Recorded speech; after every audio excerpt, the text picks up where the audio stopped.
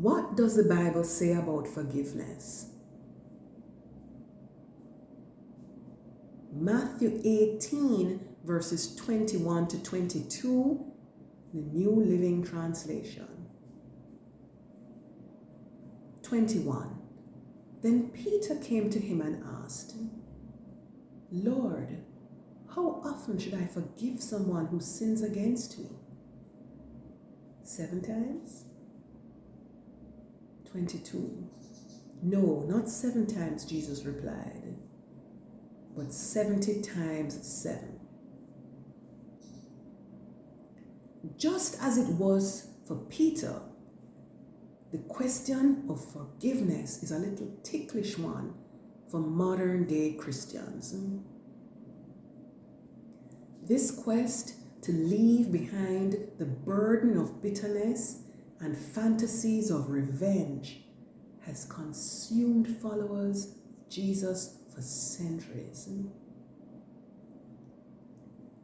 A friend gave me an explanation for this injunction from Jesus that we forgive each other 70 times 7 that I would like to pass on to you. She pointed out that the average person lives for 70 years and that there are 7 days in each week. Therefore, what Jesus was saying to his followers is that he wanted us to forgive the people who have offended or hurt us every day of our lives. This is a simple yet profound interpretation that I believe is in alignment with the man who Jesus was while he lived on earth with us. Of course, the questions arise about forgetting the cause of the offense or hurt, as does the matter of our behavior toward the offender going forward. The truth is that for some things, we genuinely can forget them by not holding on to our ill feelings toward our offenders.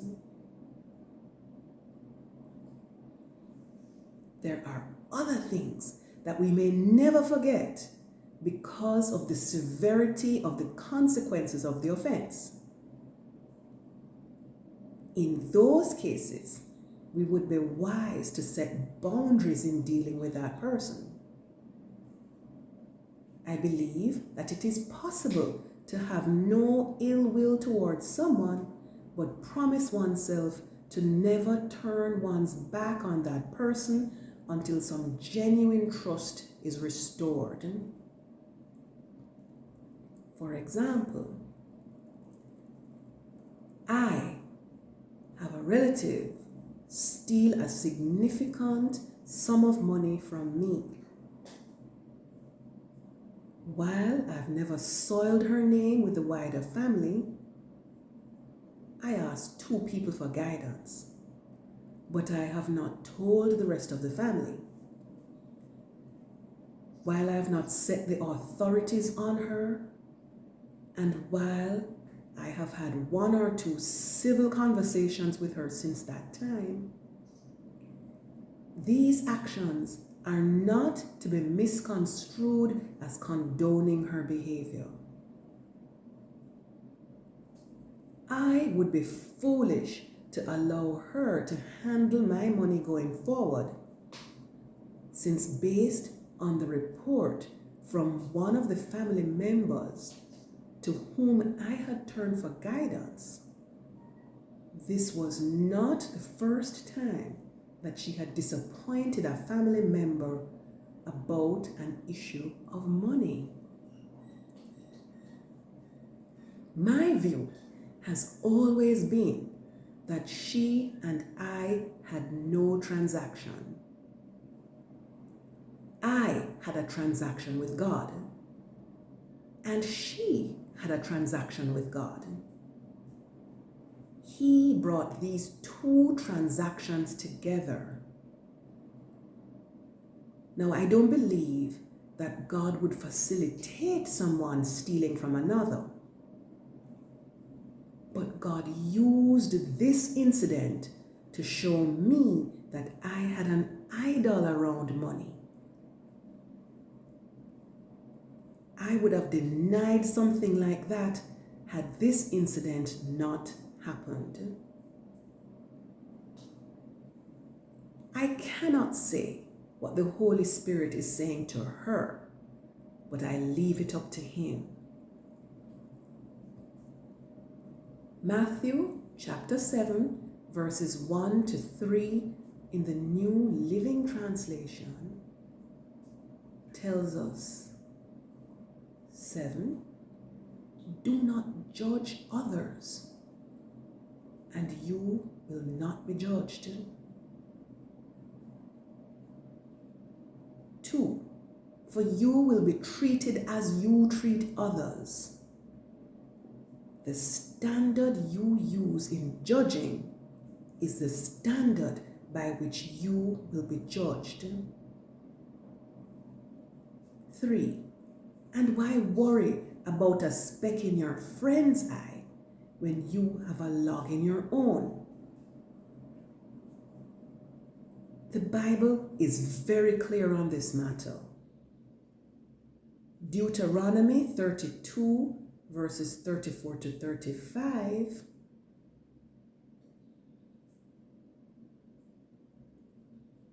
in the New Living Translation tells us, 34, the Lord says, am I not storing up these things, stealing them away in my treasury? 35, I will take revenge. I will pay them back. In due time, their feet will slip. Their day of disaster will arise, and their destiny will overtake them. Paul's letter to the Romans confirms this posture when we read Romans 12, verses 17 to 19. Never pay back evil with more evil. Do things in such a way that everyone will see you are honorable. 18. Do all that you can to live in peace with everyone. 19. Dear friends, never take revenge. Leave that to the righteous anger of God. For the scriptures say, I will take revenge. I will pay them back, says the Lord. NIV. Matthew 5, verses 43 to 46 in the NLT. In teaching about the matter of respecting the offender as a child of God who is flawed, as you are, perhaps with a different weakness, but sometimes with the same ones. In teaching about loving our enemies, the Bible reports Jesus saying in the Sermon on the Mount, 43, you have heard the law that says, love your neighbor and hate your enemy. 44, but I say, love your enemies. Pray for those who persecute you. 45, in that way, you will be acting as true children of your Father in heaven. For he gives his sunlight to both the evil and the good, and he sends rain on the just and the unjust alike. 46. If you love only those who love you, what reward is there for that? Even corrupt tax collectors do that much.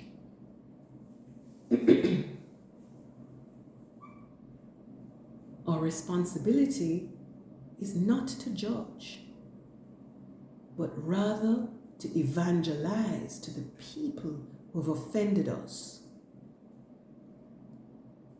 We need to remember that somewhere out there is bound to be someone to whom we have caused great offense. Remember to do to others as you would have them do to you. Luke 6, verse 31.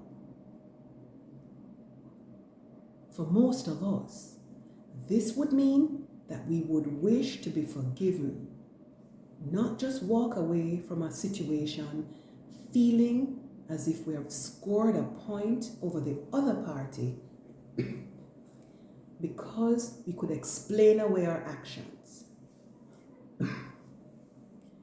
What I am writing about is a state where there is no enmity between that person and ourselves.